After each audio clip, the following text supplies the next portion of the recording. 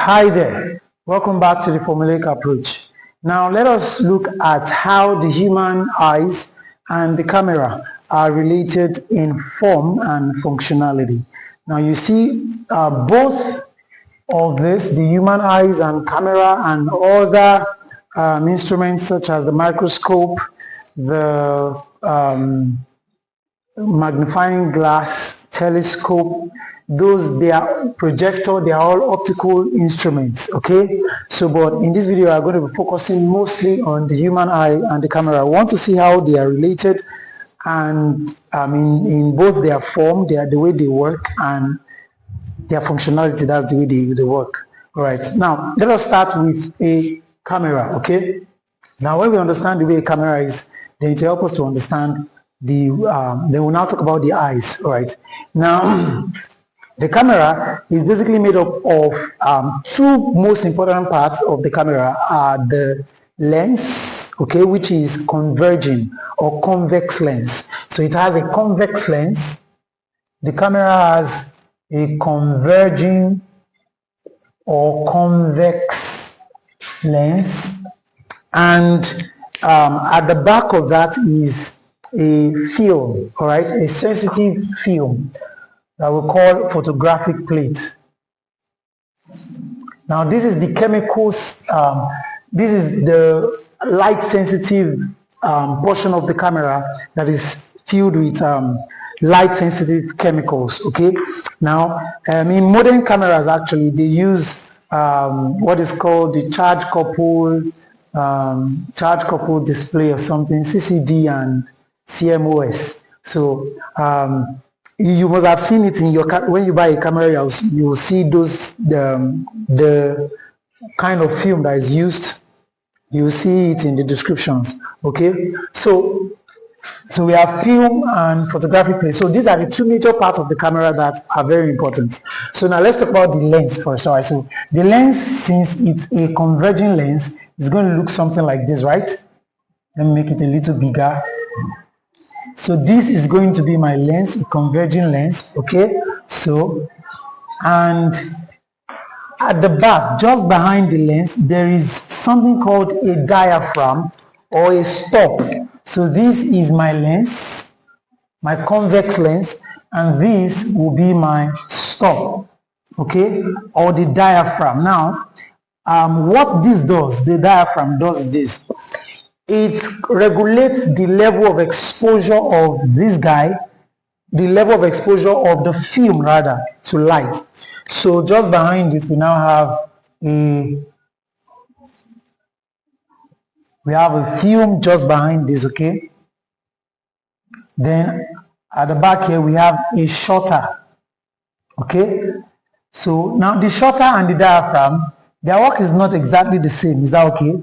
Now, because the shutter is the one that regulates the length of period of exposure to light that the film enjoys.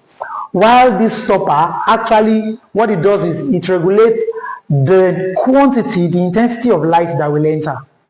I hope that makes sense to you. Let me give you the diagram as I'm going, as I'm giving the explanation as I'm giving the diagram as well. So then we now have our camera this way. We have our,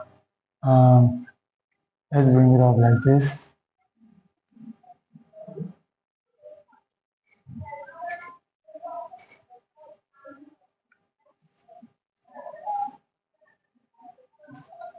So at the back here is where we are going to have our diaphragm, our film rather. So this is going to be the film, this right here is going to be the film or the photographic plate. So I said it is filled with light sensitive. This is the structure, the like the skeleton of the camera. Is that clear? So this is the light sensitive photographic plate filled with light sensitive chemicals, like I said. Then, so this is where the image is formed. Does that make sense now? So light from the object enters through the lens, okay? Then the stop or diaphragm is what controls the intensity of light that it enjoys. What that means is this. Now, if it is in a bright environment, under bright light conditions, for example, the stop or diaphragm is what will regulate how much light is needed to focus the image on the film. Okay, so then the stopper is what regulates the speed. So I said this guy, the shutter rather, the shutter. Okay, in fact, you hear it give sound when you snap. Okay, the shutter is usually mostly almost totally closed. Okay, so when a button is pressed to give the snap, to snap the person or the object, you are going to hear that sound of closing, opening and closing of the shutter. Skra skra. Do you understand? So the shutter is what opens that way. Now the speed of opening of the shutter determines how much light is going to how much light is going to get here, and of course the level of focus of the camera. Do you understand? The speed of the shutter, I said, does what? The speed of shutter controls the focus, the level of focus of the camera. Okay, now in an environment where for example, if you want to take a motion picture, let's say the object you are trying to capture is in motion, a high speed camera, a high speed shutter, a camera with a high speed shutter is needed. Okay, the shutter speed is usually calculated this way. We have those that have 1/30 seconds, we have others 1/60 seconds, and like that, etc. So this one is going to be a high speed camera, and this one is going to be a low speed camera. What happens is that this one has an advantage over this low speed camera, low speed shutter camera. And the advantage is that this one is going to be able to capture motion picture. So when an object is in motion, it can capture it, while this one cannot capture object in motion as much as possible. But the disadvantage that a high speed shutter has over the disadvantage that it has against this is that it cannot capture slow. This one is best for focusing slow object or stagnant object. When an object is moving slowly, this one focuses well. Do you understand? While this one, the focus of this one is not as sharp as the image that this one produces for slow moving object. Is that clear now? All right. So that is about the shutter of the camera. Then the film is where the image is being captured. Then I said the diaphragm is the one that controls how much light intensity is entering into the camera. Then the lens is where this thing enters. The light is converges. Then the space between them is the aperture. So, and of course, the aperture is controlled by the diaphragm, right? The diaphragm or the stop controls the aperture. That is the space through which light can enter. Is that okay? So how much space is available for light to enter is the aperture. Okay, the wider the aperture, the wider the the wider the exposure to light, and the intensity of the light is direct proportional to the square of the area of the lens. Okay, this is the formula, of course. The intensity of the light that enters is direct proportional to the area of the lens. So the lower the area of the lens, the lower the intensity of the light that will come in. Is that okay? So the stopper naturally regulates this automatically in modern cameras. Is that okay? It is automatic.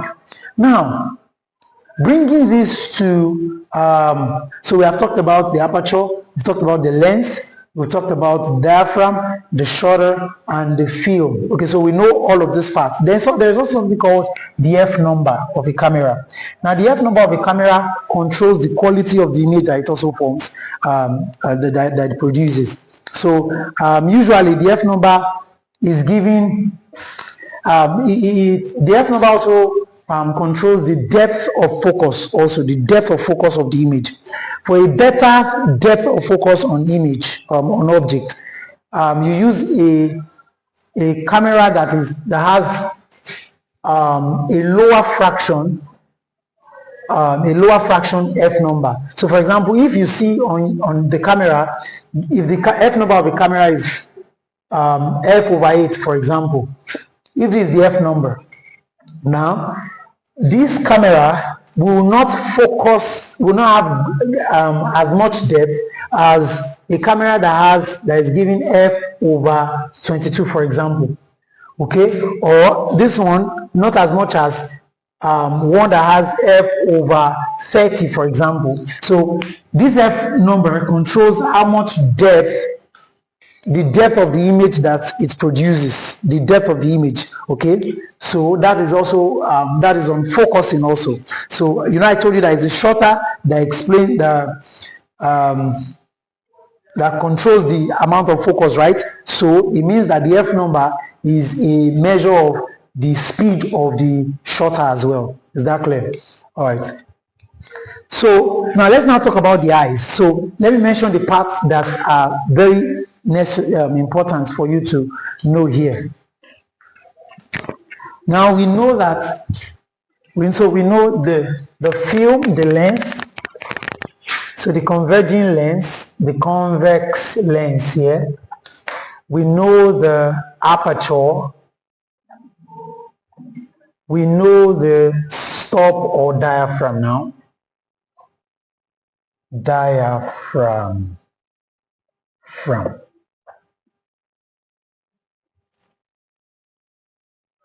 Then we know the film or plate, and we know the f number. Okay, the f number is not so important here. I just use it to teach you how the camera works.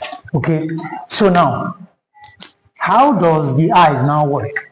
Now, in order to understand how the eyes works, you have to know the parts of the eyes, okay, and how they correspond to these other parts in the camera. So these are the parts of the camera, the parts of the photographic camera. Now, for the eyes, you have the following structures. So you are going to have, for a normal eyes, okay, like my own and your own, because there are eye defects. Is that clear?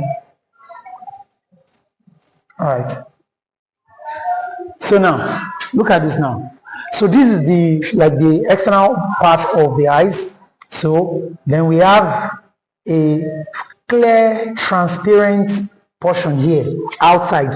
This part here is called the cornea. Okay, the cornea is the first part of the eye that's where refraction occurs. So for the purpose of those that may not understand what I mean by refraction, I'll quickly show you how a converging lens refracts. But you see that the shape that it takes from the beginning already is the shape of what? Is a convex shape, right? So refraction first occurs here. Then we now have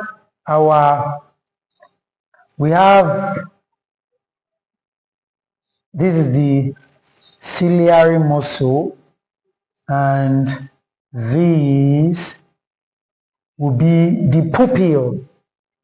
So the pupil will look like this.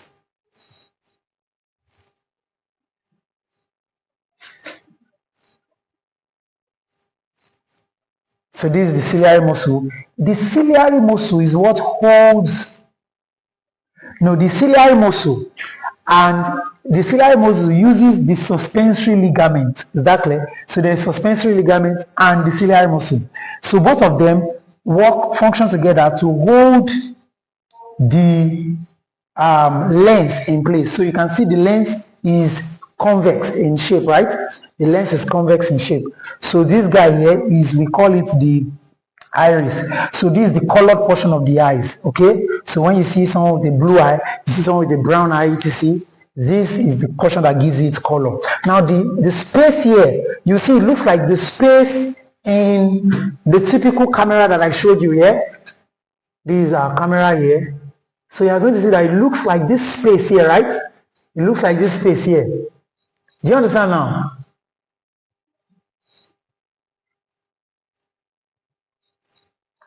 So you see it looks like this space here. So this lens here is this lens here. So it's our crystalline lens. Crystalline lens. And this space here looks like this space here. What do we call that space here? Aperture. In this place here, it is the pupil. So what does the aperture do? I told you the aperture regulates the amount of light that guy gets that is coming into the eyes. So the same way, this guy also regulates the amount of amount of intensity of light that will enter through here. I'll show you how it works, okay? How it refracts the light. Now, just in front of this place, we have the aqueous humor. The aqueous humor is another clear liquid, another clear transparent liquid, aqueous humor. Another clear transparent liquid in front of the eyes, okay? So that's the aqueous humor we use here. Aqueous humor is this. So this space here is the space between the iris. This is iris, this is iris, okay? Then this space here is the pupil. Do you understand? The amount of space for light to enter. Does that make sense now? Then this is our ciliary muscle.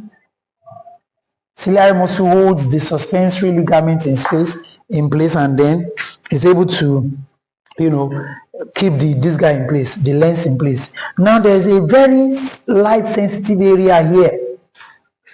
A very light sensitive region, or in fact the most light sensitive region in our eyes. Now this entire portion here is the most light sensitive region. Let's paint this. The iris is colored, so let's paint it. So this portion here is the most light sensitive region of our eyes, and we call it the retina. This place here is the retina. This is the retina of the eyes. We call it the retina. Okay? And of course, there is also a jelly-like fluid here. Jelly-like fluid around here. We call the jelly-like fluid. Jelly-like fluid. That's what separates aqueous humor from vitreous humor. This is called the vitreous humor. Vitreous humor. Now, the vitreous humor is jelly-like. The aqueous humor is transparent fluid. Vitreous humor is also transparent, but it is jelly-like. It is thicker. Exactly, it is thicker. Now, this place here is the optic nerve. The optic nerve. I'm going to tell you what that functions for. Let me first tell you how the eye works, okay? So when a ray of light brings the ray from the object, now it focuses it on the retina. The retina has a very light sensitive portion that is called the fovea, okay? Fovea centralis. Do you understand now? Now this fovea centralis is the most colored portion of the eyes, most colored portion of the retina. In fact, where most object is focused, this portion here is the most light sensitive region of the eye. So at the base of this retina, at the base here, we have what is called rods and cones. We have what is called what? The rods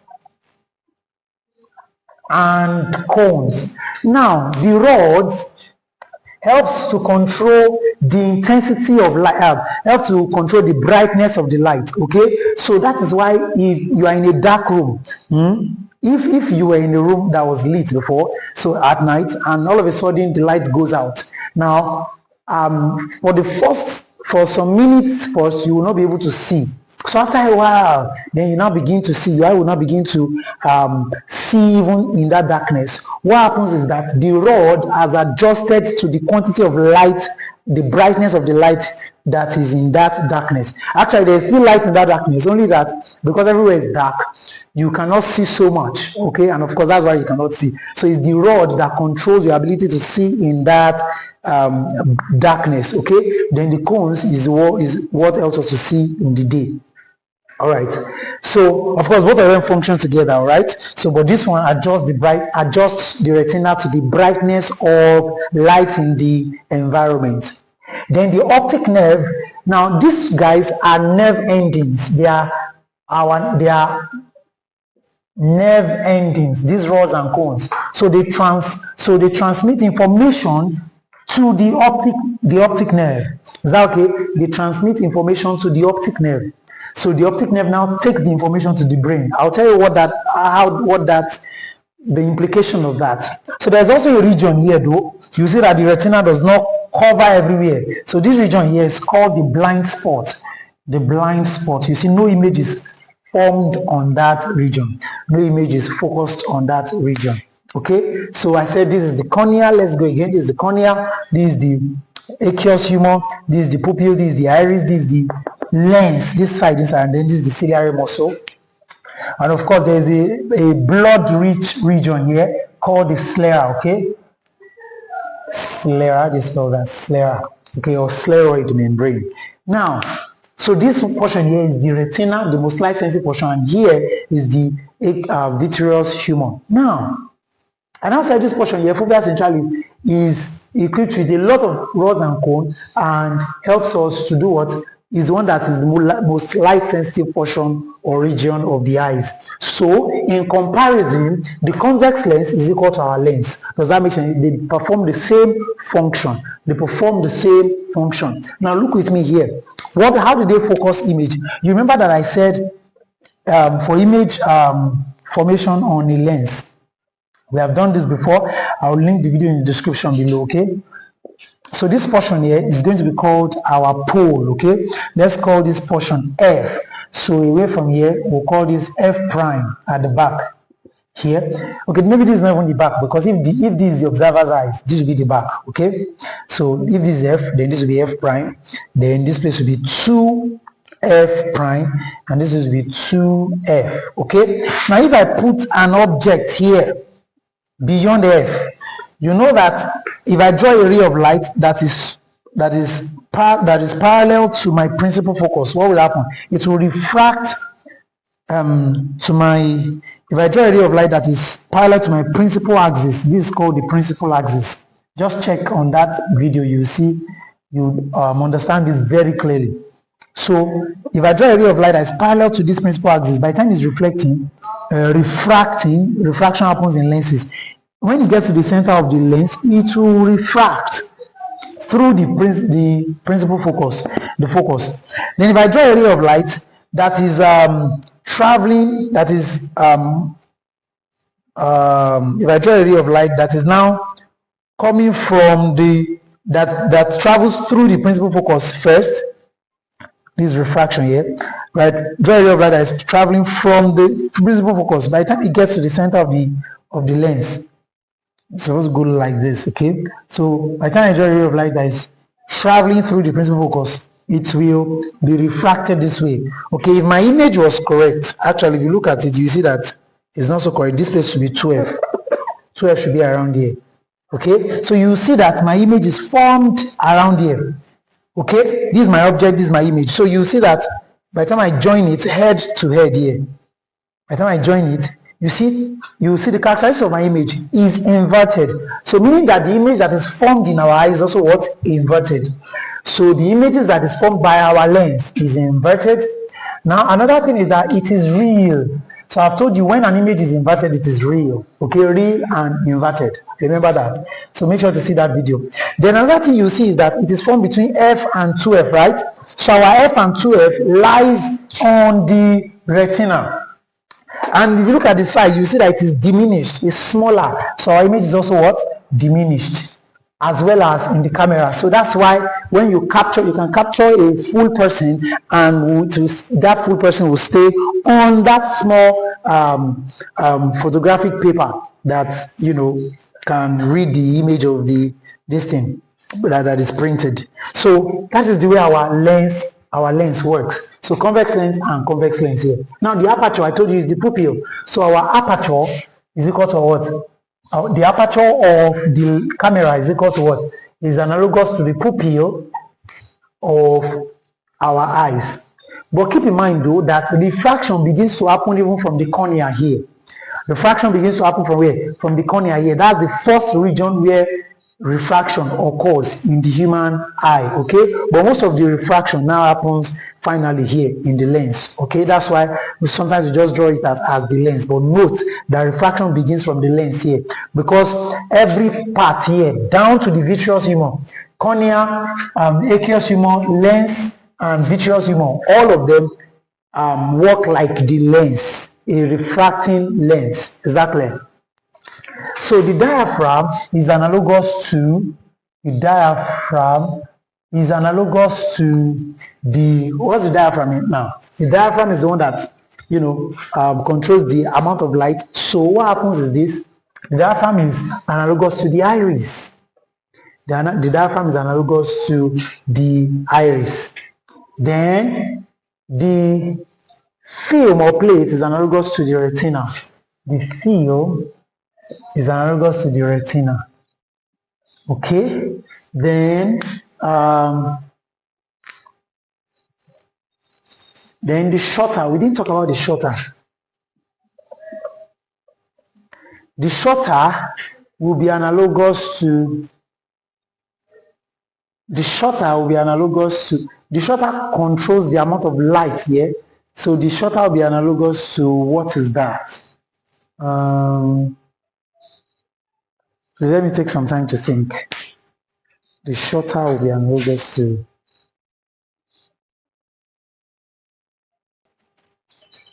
Okay. Now, I don't think the shutter will be analogous to anything, okay? I think the shutter functions with the diaphragm. That's what I would just say, because the diaphragm is our iris, right? Controls the amount of light that is entering, right? So, and that's what the diaphragm does, and the sclera controls the speed of the light that it receives, right? And there's nothing like that does that function in our eyes. Okay, so but these are exam type questions. All right, now let's now talk about how the eyes works. So now we know the diagram of the eyes, so let's talk about how the eyes works. Then we'll now talk about the defect of the eyes. So make sure you stick to the end of this video. So now, how does the eye works? The eyes can perform the following functions. Number one, we call it accommodation. We call one accommodation. Now, what is accommodation?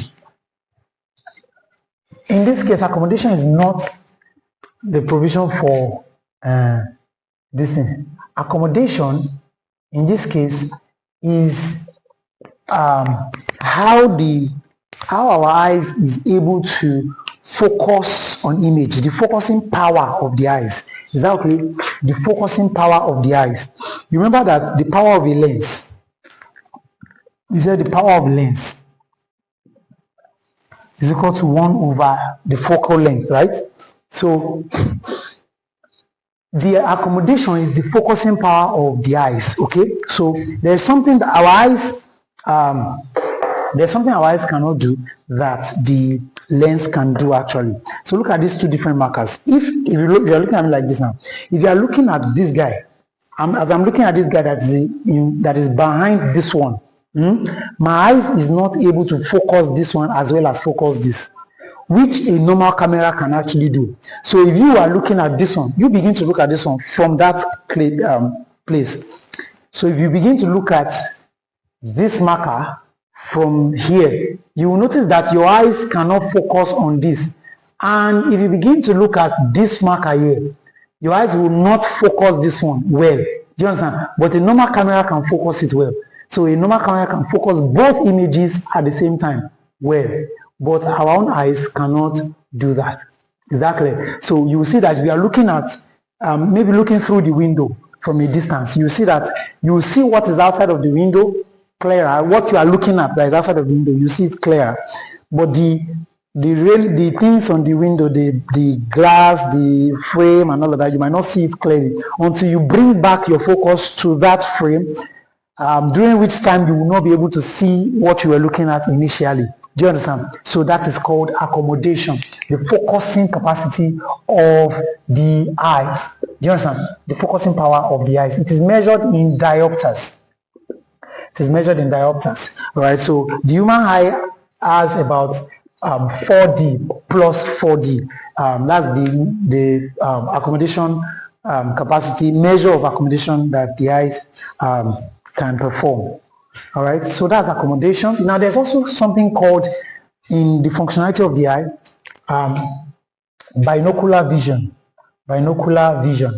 Now the eyes is able to see objects with their two eyes. Okay, we have two eyes, and it can focus, both eyes can focus on one thing and see the exact structure of that thing. Why? Because our eyes is able to make images overlap each other. So this portion of the eye, this right eye is seeing one thing, this left eye is seeing another thing. But what will happen is that it will overlap both images such that what they see is one thing and not different things entirely.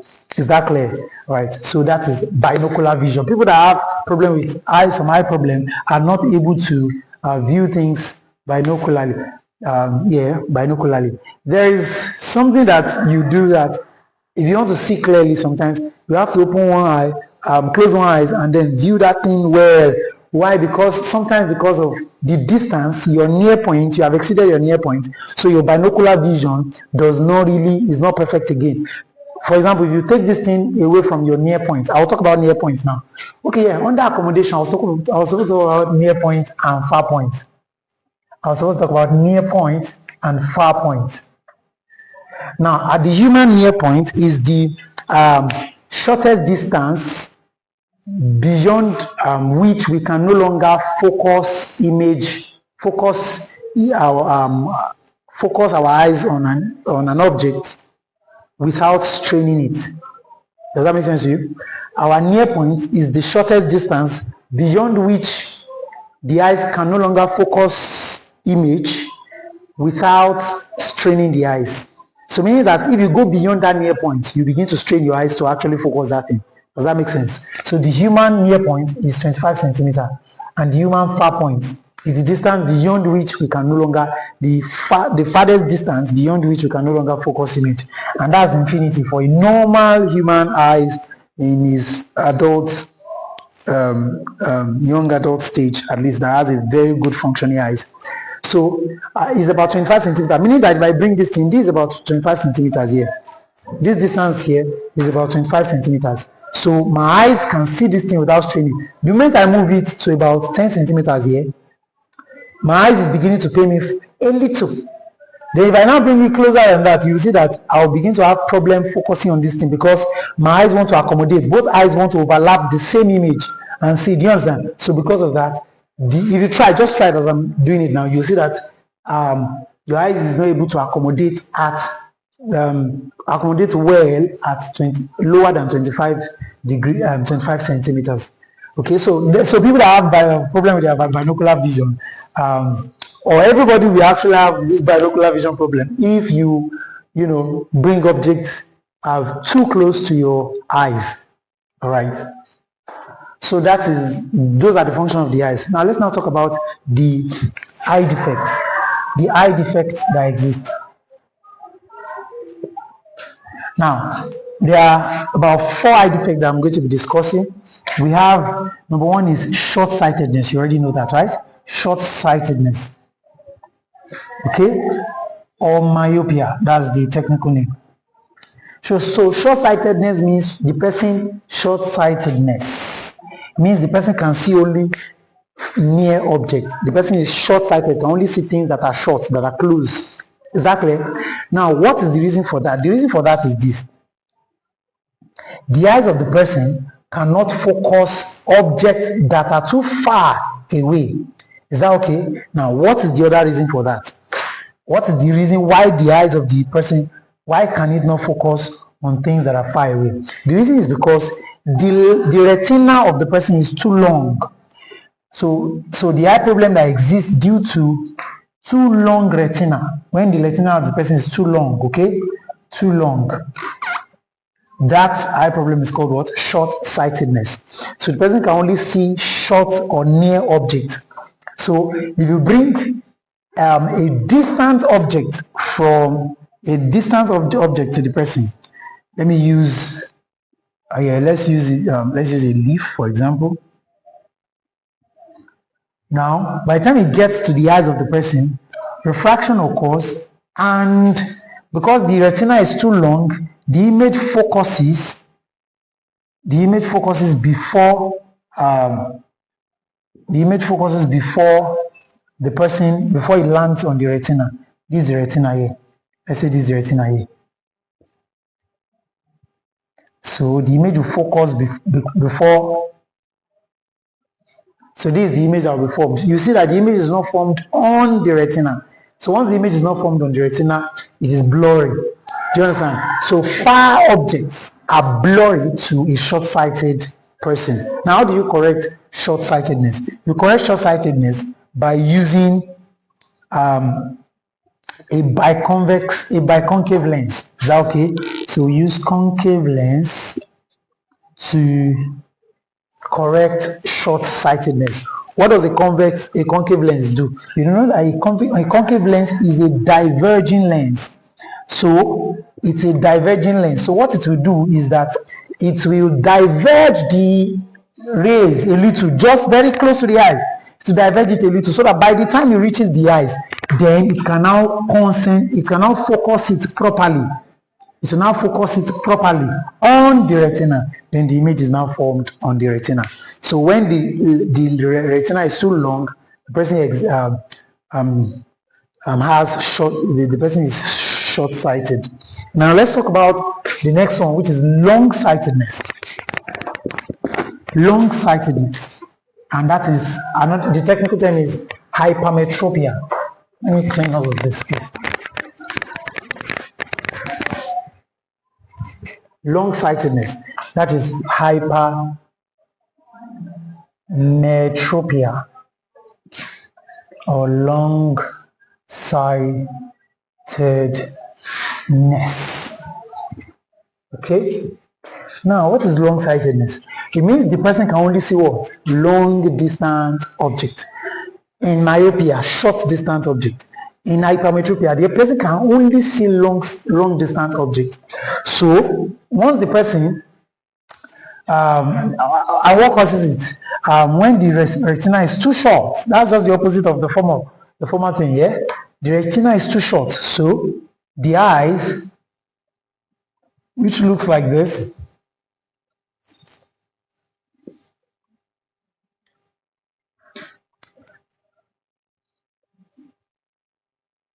okay, so with this being our retina, now the person, when a close object, a close distant object is brought to the person, is brought close to the eye of the person cannot focus it properly. Why? The reason is that this thing should travel straight, okay? It should travel straight. It should not converge yet, okay? The reason is that the retina is too short. So what happens is that images converge much like later. Is that okay? So when image converge later, it will now go and form behind the retina. So this image will now form at the back here, somewhere around here. Remember, it will be inverted also because it's still a converging lens. It's still a converging lens. So this image will now form at the back like this, inverted. Okay, then I wanted to tell you how does the image now, how do we now see things uprightly? We see things uprightly because the optic nerve takes the image, the impulse that is sent by the nerve endings, the rods and cones. It takes it to the brain, and the brain interprets that thing. It's the brain that actually turns it upside down back. And the brain turns it upright, and then we're able to see that that thing is a house and not the other way around. Do you understand? All right. Then you now say, so all the time it has to do that, all the time it has to do that. Now our brain has adjusted to being able to see things correctly such that we don't need to, our brain has mastered this thing. You see, seeing is more complex than the way a camera works. That's one thing you should also know.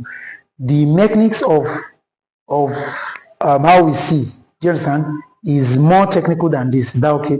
Even our eyes uses electricity. Yes, because nerve endings send impulses, electrical impulses, via the optic nerve to the brain. So some of the light energy that is on the retina will be collected by the photoreceptors, and those photoreceptors in the eyes will transform it to they will transform light energy to electrical energy that will now, transmit to the brain through the optic nerve, and then it is interpreted. So my point is, for the hypermetropia, the image converges there, and because it's too short, the retina is too short retina. So because the retina is too short, images are forming at the back of the retina. So because of that, distant objects appear blurry. What happens is this: you use a convex lens. Use a convex lens to correct this. Now, how do we use a convex lens to correct this? A convex lens is a converger, right? So it converges the object slightly before it gets to the lens, the eye lens, which now converges it perfectly on the retina. So the image can be formed there. Is that clear? So converging lens or convex lens for correcting hypermetropia. Now, the next one that we should talk about is loss of accommodation, which I was going to talk about then. Loss of accommodation. Now, it's called presbyopia. Presbyopia or presbyopia. That's the technical word. Now, presbyopia comes because of, as a result of aging. As a result of aging. Now, it happens because the ciliary muscle here, it becomes weak. It becomes weak. First, how does accommodation happen? Accommodation happens like this. If I bring an object that is close, okay? If I bring an object that is too close, for example, what will happen is that this guy, this ciliary muscle, will cause this eye lens to become fatter. I hope you have understood long-sightedness. I want to use this same image to explain accommodation again so that you will understand in the perspective of presbyopia that I want to explain. So what will happen is that because the object is too close, let's put this object here. Because this object is too close, as I brought this in too close to my eyes, what my eyes is, I'm still seeing it sharply. Is that okay? Even though it's harder. Now, by the time it gets there, it's already doubling, blurring and doubling. Is that clear? So, my point is now that when the eye is trying to accommodate, while your eye is able to accommodate and still see even at nearer than, by straining this time though, nearer than our near point, this is already less than 25 centimeters away from our eyes. So our eyes is still able to accommodate though because of the straining. Now what does this, how does this eye strain? The ciliary muscle will now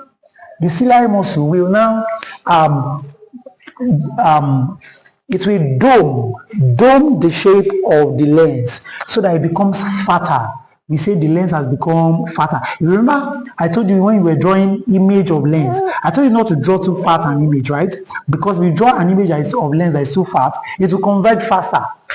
Do you understand? It will converge faster. So because of that, because of the fatness, is able to bring this object that is very close. Now it has become larger, so it is filling the eye. So you have to bring it to the width of the diameter of the lens. By the way, another relationship between the diameter of the lens and the f number is d squared over f squared. This is another distance. So this ratio d over f also controls, for a camera, also controls the depth of the focal length. So this guy here, as it is like this now, it will dome it a little so that it becomes fatter, so that it can focus image directly on the retina, so that it will not become blurry, so that it will not form at the back or form before it. Do you understand? So that's how it accommodates. Then if this object is taken to a long distance, it's taken to the long distance. Now what to do is it will stretch it. It will now stretch the lens such that it becomes slimmer. To become slimmer, you see, the retina, the lens has become slimmer, such that it can take that ray from that far distance, so that it can adjust to that width from that far distance, and it can still focus on what? On the retina. So when the ciliary muscle has become weak, such that it cannot do that perfectly well, it will become difficult for the eye to strain, and presbyopia results. Is that clear? Now, a bifocal lens is used to correct presbyopia. Bifocal lens has both convex and concave. Is that okay? That are brought to each other. The concave first, and the convex next. And the convex first. Just know that bifocal lens has, I like to put it in here. Bifocal lens has both concave and convex lens. Then the fourth type of um, eye problem is the astigmatism. Astigmatism.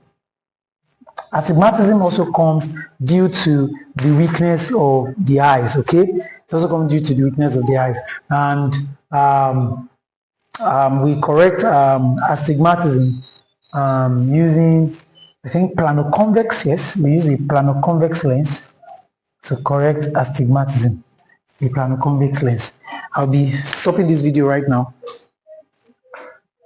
So see you in the other video. Make sure to subscribe. Please, if you don't understand anything, let me know. Is that okay? I'm going to explain in another video for you. If you want to make a video about a particular thing that I've mentioned here, I was supposed to treat simple microscope, compound microscope, Galilean telescope, and etc. But because of time, I cannot shoot that again. So see you in the next video. God bless you as you subscribe and share the video with your friends.